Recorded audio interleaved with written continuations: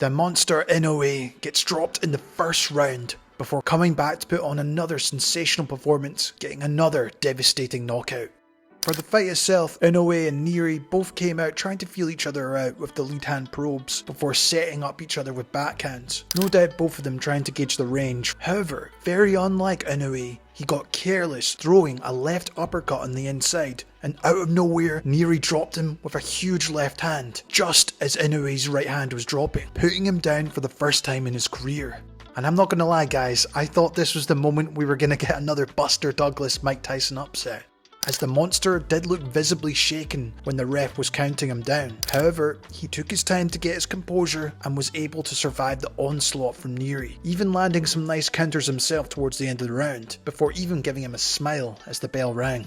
Now I guess at this point it was anyone's guess how Naoya would come out in that second round, but very intelligently he showed his ring generalship and experience, taking the centre of the ring and landing incredibly sharp and powerful jabs on the Mexican. And you could tell from that first minute of the round, with the speed and the power he was throwing at, he was definitely okay, especially when you compared it to Nery's speed, which was just night and day. Nery was basically just trying to probe out his lead hand to try stop Inoue from getting off his own jab so he could try and counter him with the left. But to get around this, Inoue would then go downstairs to the body before quickly getting out of range. If you guys watched my pre-fight breakdown, I said this was exactly what would happen to Nery if he was to throw that looping left hand, and here's what I said.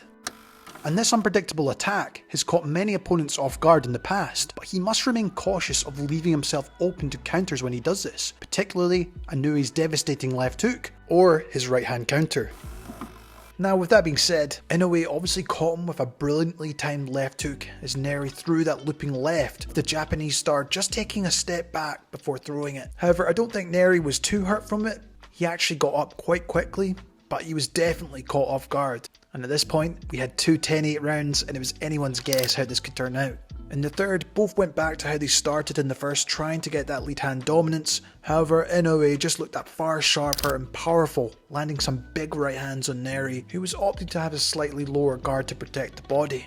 And even just from watching this round, I could tell Inoue probably knew he had this guy at that point. And as we went into the fourth, we started to see the showboating and taunting towards Nery. And if I'm being honest, Nery was only landing really when he was on the inside. Plus, he just simply couldn't match the speed and movement of Inoue on the outside. And I think Naoya probably knew this as well, and that's why he was trying to taunt him to come in, or even throw one of those looping shots so he could probably counter him. In round 5, this is when the third knockdown came, as Nery was starting to get a bit more aggressive, walking him down. Maybe that showboating worked to actually entice him to come to him, and you could tell he was trying to land something of significance. But this actually led right into the monster's hands as he was able to throw that big left hook on the inside, and Nery looked visibly beat up and hurt at this point, but he still got up to be fair.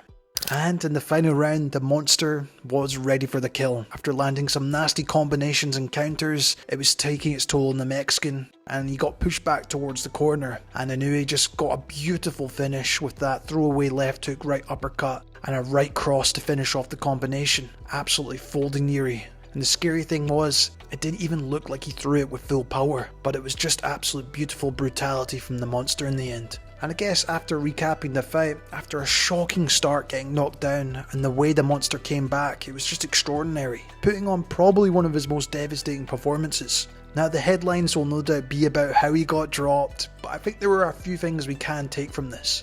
Firstly, Nery is a big puncher, so if you're going to take a punch like that, it's going to shake you up. Secondly, I think it shows Inoue's mental resilience to get back up from a shot like that, just along with his physical fitness to be able to withstand that type of shot. And I guess thirdly, everyone can get careless or make mistakes. And I just think at that point in the fight, so early against a big puncher, he should have probably been a bit more cautious staying on the outside, avoiding Nery's left hand from the outset. Can't really discredit him too much, considering how well he came back in the fight. Well, I guess Inoue got his revenge for Yamanaka and Japan in this one, as Inoue definitely went Super Saiyan after that first knockdown for sure. But yeah, I think apart from the knockdown, it was a very strong performance from the monster, and the way he was showboating and taunting Nery was just savage, and it kind of just showed his personality in the ring, I guess. I also think he was just trying to make him open up by doing that for sure, but also just to put on an incredible show as well.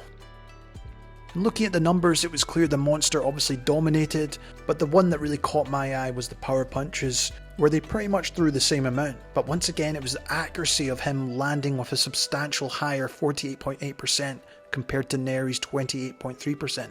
But what next for both men? Well, Australia's Sam Goodman got into the ring after the fight, calling Inoue out, as I believe he's a mandatory for a couple of the belts. I'm not too sure which ones, but I'm not going to lie with you guys, I think that's a very underwhelming fight. No disrespect to Sam, I just can't see him winning this one. And maybe it could be a fight he could go abroad for, just to keep Naoya ticking over. And like I said, I just can't see him winning this one. And personally, if there's anyone at bantamweight, maybe Akhmadaliev is the only real option that I could see competing with him.